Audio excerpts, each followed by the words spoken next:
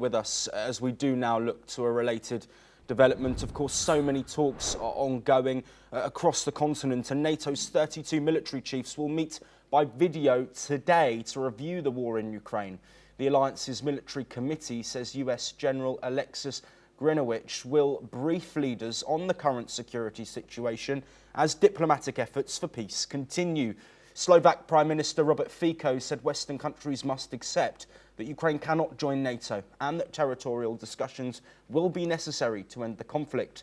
European Council President Antonio Costa, after briefing EU leaders on this week's Washington summit, said the possibility of a meeting between Volodymyr Zelensky and Vladimir Putin marked enormous progress. Costa stressed Europe must be part of any peace process and called for Ukraine's EU accession to move forward, and welcomed US readiness to back security guarantees. He added that Ukraine's armed forces remain the foundation of those guarantees while the EU prepares fresh sanctions on Russia.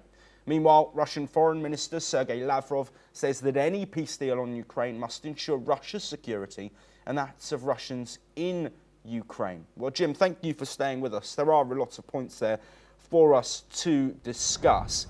Let's look at some of the comments by Antonio Costa, of course, briefing European leaders ahead of another NATO meeting with military chiefs later on. He's talking about Ukraine joining the EU. The Slovak Prime Minister saying Ukraine can't join NATO. Is EU membership a potential sideline for Ukraine that will be a positive if NATO membership is not on the table? I think that's a great point.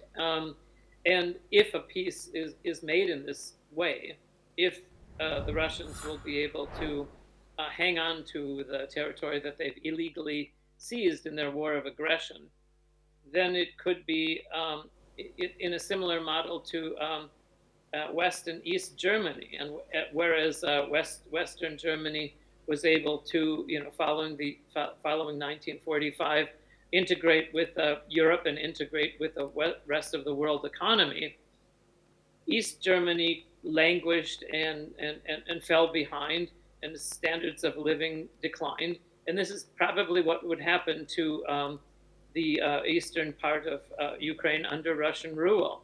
The other point that I'd just like to mention very briefly is that this idea of no NATO membership, but Article 5 type guarantees is a very good idea, and I think it's an essential idea, which means that an attack on Ukraine would represent an attack on the other NATO countries. Again, the skepticism that I expressed earlier, I think, still stands.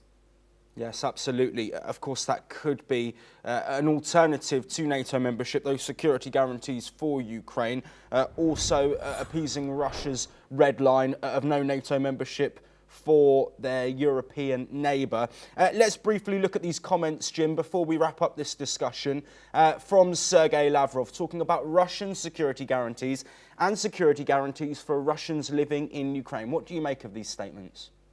Well, this is obviously disingenuous. It's highly ironic that Russia is talking about security guarantees for itself when Russia was the country that invaded Ukraine in an unprovoked attack in February of 2022.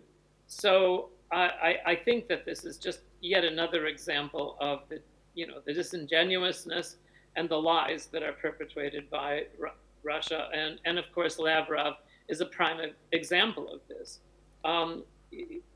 He can't point to a single instance where Russia has been attacked by any NATO country or by Ukraine itself. So I think we can just dismiss this. Jim Rice, as always, thank you ever so much for providing that insight across a broad spectrum of topics. So many updates expected as diplomacy continues in the Russia-Ukraine conflict. Questions about sanctions as well, something we will continue to discuss throughout the day. But let's now move to another conflict in the Middle East.